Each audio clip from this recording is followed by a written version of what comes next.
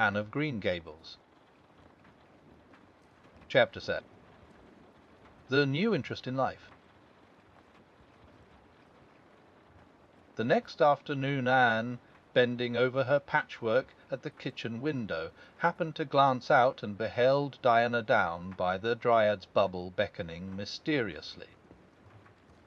In a trice Anne was out of the house, and flying down to the hollow, astonishment and hope struggling in her expressive eyes. But the hope faded when she saw Diana's dejected countenance. "Your mother hasn't relented," she gasped. Diana shook her head mournfully. "No. Oh, and Anne, she says I'm never to play with you again. I've cried and cried, and I told her it wasn't your fault, but it wasn't any use.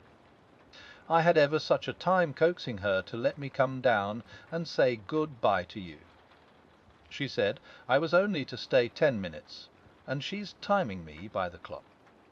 10 minutes isn't very long to say an eternal farewell in," said Anne tearfully. "Oh, Diana, will you promise faithfully never to forget me, the friend of your youth, no matter what dearer friends may caress thee?" "Indeed I will," sobbed Diana.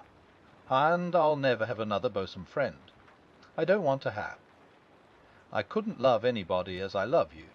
Oh, Diana," cried Anne, clasping her hands, "do you lovey me?"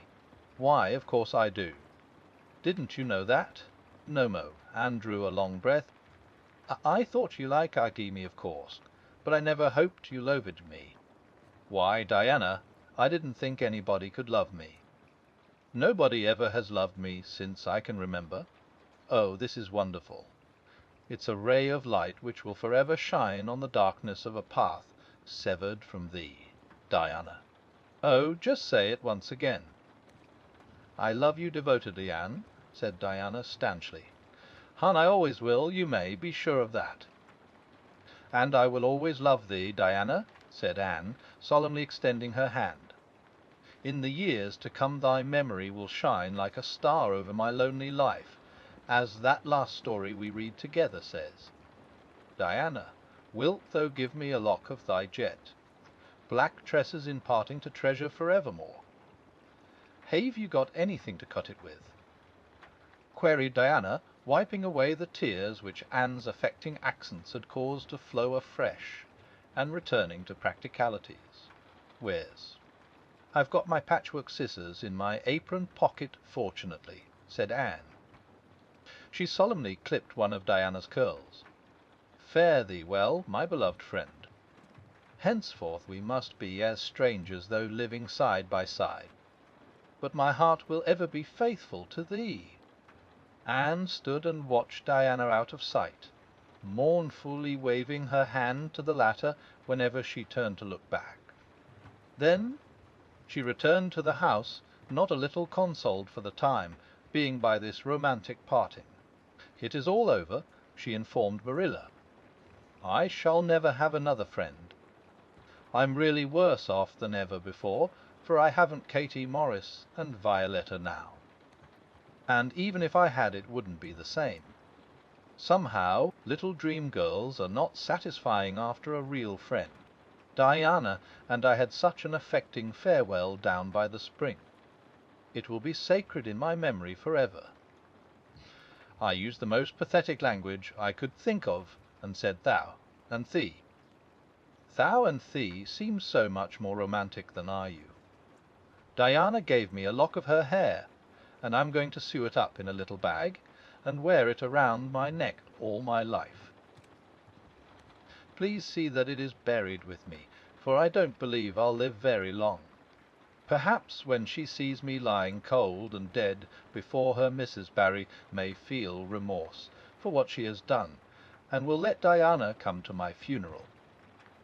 I don't think there is much fear of your dying of grief as long as you can talk, Anne," said Marilla unsympathetically. The following Monday Anne surprised Marilla by coming down from her room with her basket of books on her arm and hip, and her lips primmed up into a line of determination. "I'm going back to school," she announced. "That is all there is left in life for me, now that my friend has been ruthlessly torn from me. In school I can look at her and muse over days departed.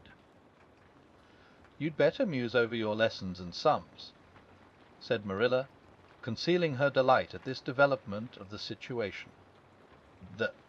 If you're going back to school, I hope we'll hear no more of breaking slates over people's heads and such carryings on. Behave yourself and do just what your teacher tells you. I'll try to be a model pupil, agreed Anne dolefully. There won't be much fun in it, I expect. Mr. Phillips said Minnie Andrews was a model pupil, and there isn't a spark of imagination or life in her. She is just dull and poky, and never seems to have a good time. But I feel so depressed that perhaps it will come easy to me now. I'm going round by the road. I couldn't bear to go by the birch path all alone. I should weep bitter tears if I did. Anne was welcomed back to school with open arms. Her imagination had been sorely missed in games, her voice in the singing, and her dramatic ability in the perusal aloud of books at dinner hour. Ruby Gillis smuggled 3 blue plums over to her during Testament reading. Ella May Mafflin gave her an enormous yellow pansy cut from the covers of a floral catalogue, a species of desk decoration much prized in Avonlea School. Sophia Sloane offered to teach her a perfectly elegant new pattern of knit lace, so nice for trimming aprons.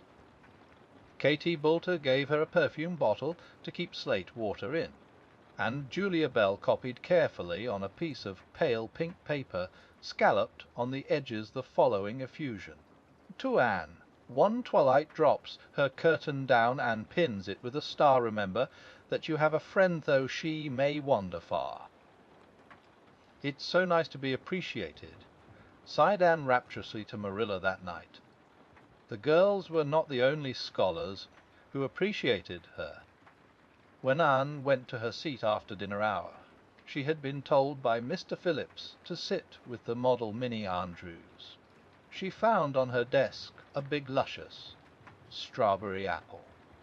Anne caught and ate up all ready to take a bite, when she remembered that the only place in Avonlea where strawberry apples grew was in the old Blithy orchard on the other side of the Lake of Shining Waters.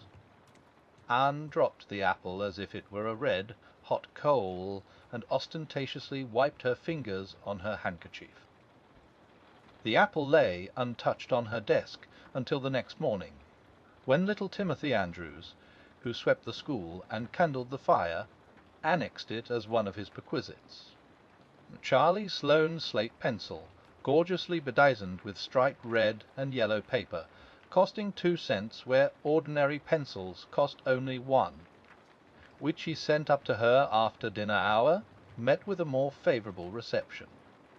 Anne was graciously pleased to accept it, and rewarded the donor with a smile which esmalted that infatuated youth straightway into the 7th heaven of delight, and caused him to make such fearful errors in his dictation that Mr. Phillips kept him in after school to rewrite it.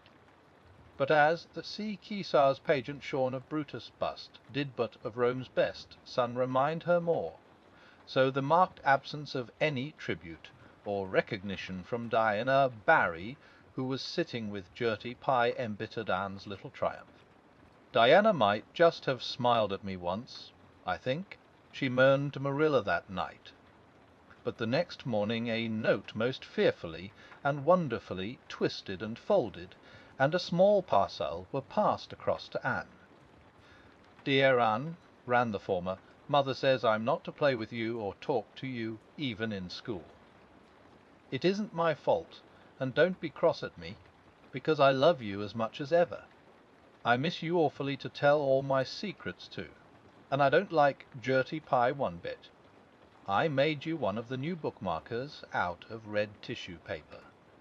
They are awfully fashionable now, and only 3 girls in school know how to make them.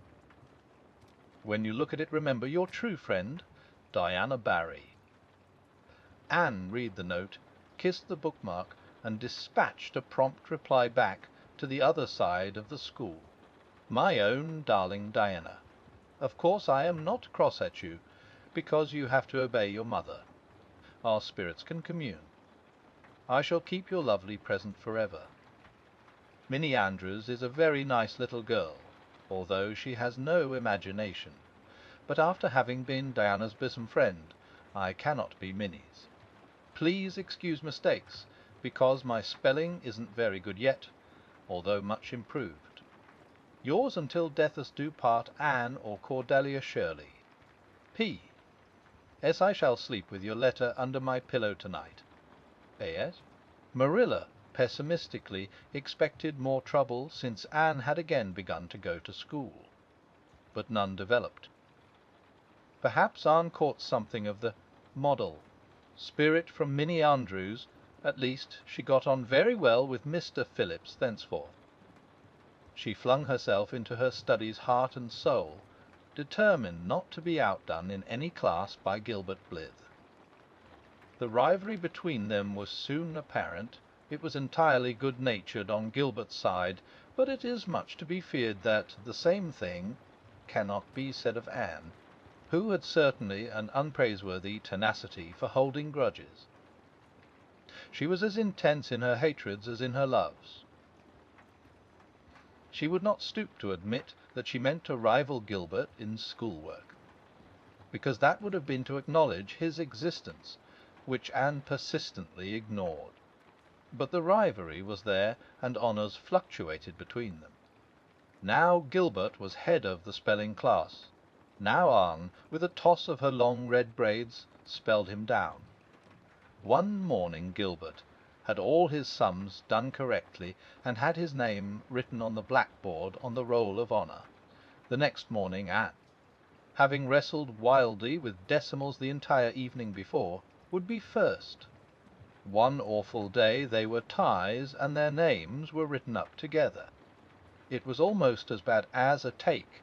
Notice and Anne's mortification was as evident as Gilbert's satisfaction. When the written examinations at the end of each month were held, the suspense was terrible. The first month Gilbert came out 3 marks ahead. The second Anne beat him by 5. But her triumph was marred by the fact that Gilbert congratulated her heartily before the whole school. It would have been ever so much sweeter to her if he had felt the sting of his defeat.